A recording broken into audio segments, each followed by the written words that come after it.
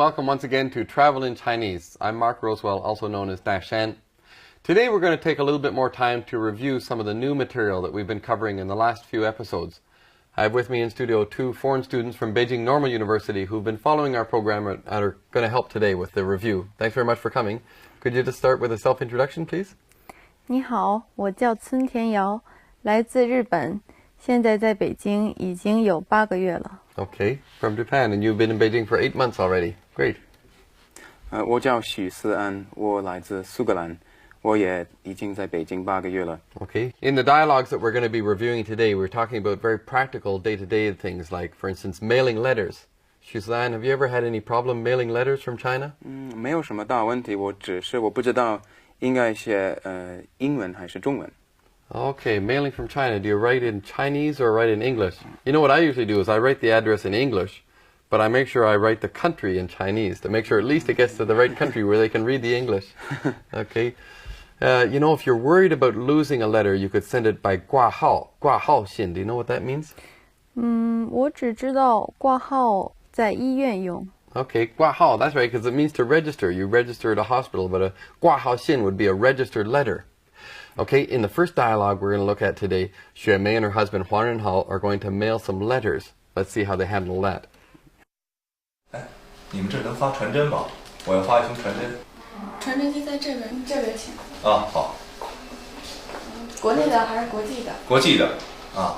传真号是多少？哦，给你这张纸，上面写着传真号。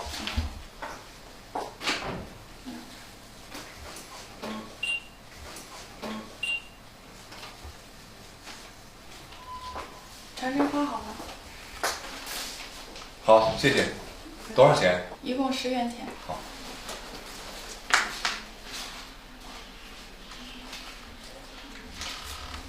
好，谢谢。哎，老公，你在这儿？雪梅，我来发传真，你呢？我要去寄券，你陪我去吧。好，走。是寄给妈妈的吗？ 是的，所以要寄 airmail。那叫寄航空信。哟，这么重啊！这封信肯定超重了。有10几张照片的，全是小介绍的。那就寄挂号信吧，别丢了。挂号信稍微慢一点，得10天左右。嗨，可是安全呀。走吧，我正好啊要买套明信片呢。哎，老公，邮局在这边。走。 Time for a tea break.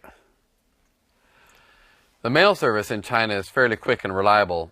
In today's lesson we learned 航空信, airmail, and 挂号信, registered mail. Most letters will arrive within a day or two within the same city, a few days to other cities within China, and a week or more for international letters. If that's not fast enough, you could consider 特快专递, express courier. Couriers can usually provide same-day service within the same city or 1 or 2 day service to other cities in China. Domestic courier service is relatively cheap, but international service is expensive and will probably still take at least a few days. Your hotel can help you with most of these postal services. For parcels, 包裹, you should probably go to the local post office. International parcels may have to be checked by a customs agent before they're sealed and sent out. Okay, well, apart from mailing letters, let's talk about another daily kind of thing. Well, if you've lived in China for 8 months already, you must have had your hair cut at least once or twice. Okay, how do you find getting a haircut in China? 我2年前来北京旅行的时候，我烫了1次头发。那个时候我的汉语不太好，我说了把头发把花烫得大一点，不要小的，烫大一点，然后。 结果他们把我的头发烫得很膨胀，我很尴尬。Okay, 烫头发 is to get a perm, so you weren't quite able to express what you wanted. They gave you this huge perm. Okay, have you had any problems, or what do you think about having your hair cut in China? 在英国他们只剪你的头发，可是在中国他们会同时给你做按摩，我觉得非常舒服。Okay, you can get a scalp massage as well, 按摩 while you're having your hair cut. That's extra service. Okay, well, in the next dialogue, let's go and see how Xue Mei does when she goes to get her hair done. 你好，欢迎光临，请问您做头发做美容？剪头发。先洗一洗吧。行，怎么洗？我们这儿有干洗，也有湿洗。干洗需要多长时间？加上头部按摩半小时。好，干洗吧，正好我有点累了。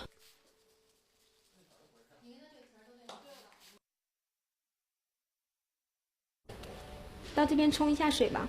谢谢。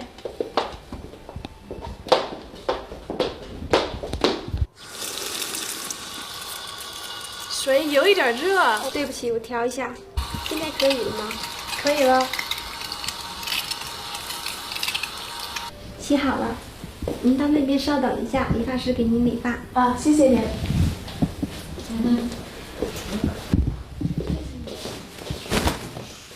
你好，你想怎么剪？发型不变，剪短一点儿。前边剪齐了吗？对，两边肩薄一点儿。您看去多少合适？去多少？去哪里？哦，就是剪掉多少。啊，减掉1厘米。不是，去1厘米。嗯，好的。这个发型很适合你。谢谢。如果稍微烫一下，可能会更好一些。你想试试吗？不用，我不喜欢烫头发。剪好了，您看行吗？后边可以再短一点吗？您看这样行吗？就这样吧。吹风吗？吹风。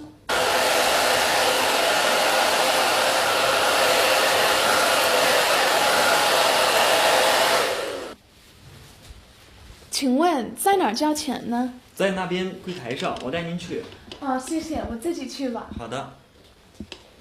Okay, well, moving on from mailing letters to having your hair cut to laundry. How do you find doing laundry in China as compared to in Scotland? 因为苏格兰的气候很潮湿，所以挂衣服的时候要3天才干。可是在北京只要1天，只要半天就干了。Okay, so that's right. In Scotland, you have to. So I guess most people would use drying machines in Scotland because you can't hang them up. It takes too long to dry. But in Beijing, because the climate is so dry, they dry very quickly. 是啊。What about if you're traveling in a hotel? Have you ever had your laundry done in a hotel? 我一般自己洗，我觉得酒店的服务有点贵。 Okay, you wash it by yourself. Is it too expensive to wash in the hotel? Yeah. Sure. But sometimes, you don't have a choice. For instance, Huan Renhao and Xue Mei, they're living in a hotel for several weeks, so they have to have their laundry done in the hotel. In our next dialogue, we're going to watch how Xue Mei handles getting your laundry done in the hotel. 你好。你好，我是客房部的，我来取衣服。请进。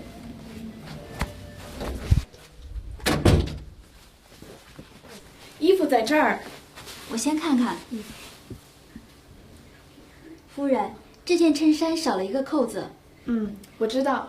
洗这些衣服有什么要求吗？这几件衣服要干洗，这件缩水，千万不要水洗。这件衬衫的袖子上有块污渍，能洗掉吗？我看看这是什么东西。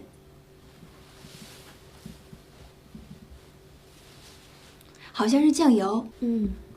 可能是酱油。我们只能尽量洗。不能洗掉吗？能不能洗掉没有把握。这些衣服都要熨吧？当然，洗完要熨好。好的，我记下来了。多长时间能洗完呢？明天下午就可以给您送回来。怎么付费？您结账退房的时候可以一起付。好的。您再确认一下衣服的件数和洗衣要求。没问题。没问题的话，请您签个字。谢谢。不客气。对不起，请让我看看孩子的衣服里面有没有东西。您是说这件吧？对，我看看口袋里。还真有东西。谢谢。不客气。When you're dealing with these day-to-day problems in life, sooner or later you're going to have to make a complaint. There's going to be some kind of problem and you'll have to 投诉, make a complaint. Have you ever had to make a complaint when staying at a hotel? 有一次我住在酒店的时候，他们没有热水，所以我不能洗澡，非常麻烦，所以我就是投诉了。Oh, you made a complaint because there was no hot water in the hotel. How do you find making a complaint in China? 我没有投诉过，可是我如果对服务不满意的话，我肯定要投诉，因为我生气的时候，我的中文好像更好了。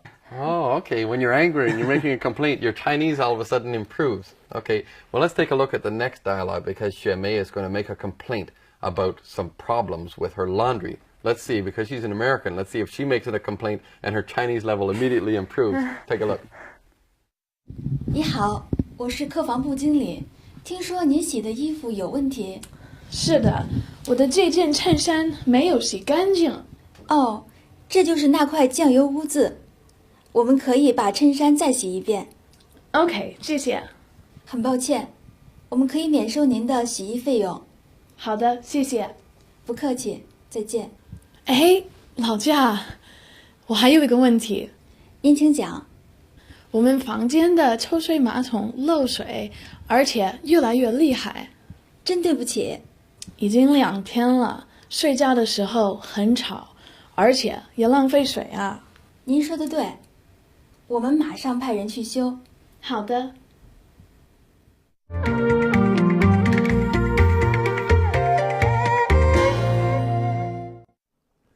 Okay, let's take a bit of a break now and talk about some of the background issues that we came across in today's lesson.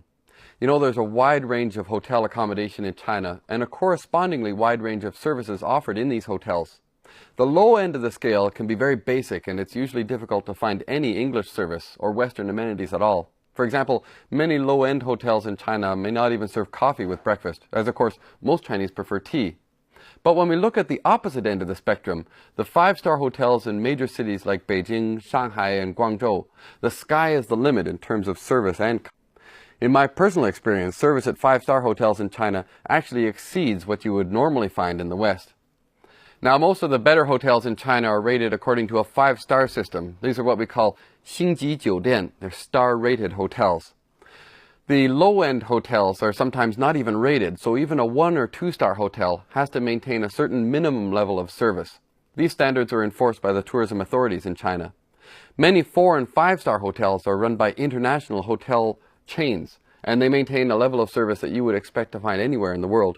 Most of these would include, for instance, satellite television, 卫星电视, or laundry service, 洗衣服, even dry cleaning, 干洗, foreign currency exchange, 换钱, and of course, restaurants serving Western as well as Chinese food. Many will even accept foreign credit cards and have extra services like a fitness center, 健身中心, with gym equipment and a swimming pool. Internet access is becoming more and more common in Chinese hotels, either at a centralized business center, 商务中心, or directly from the room through a high-speed internet connection, what we call 宽带, high-speed or broadband. When dealing with 5-star hotels, you can increasingly assume that they will have all of these services. The very top-end hotels also increasingly offer services like childcare and facilities for people with disabilities. Of course, as is the case anywhere in the world, services and products offered for sale inside the hotel will often be more expensive than similar products and services sold outside. You pay for the convenience. Well, in today's review lesson, we've been talking about some very practical things like having your hair cut, 剪头发, or mailing letters, 寄信, or how about washing your laundry, 洗衣服. Now, if you have a problem with any of these day-to-day things, you can always 投诉, make a complaint. That's all the time we have for today. Thanks very much for watching, and we hope you'll join us here again on Travel in Chinese.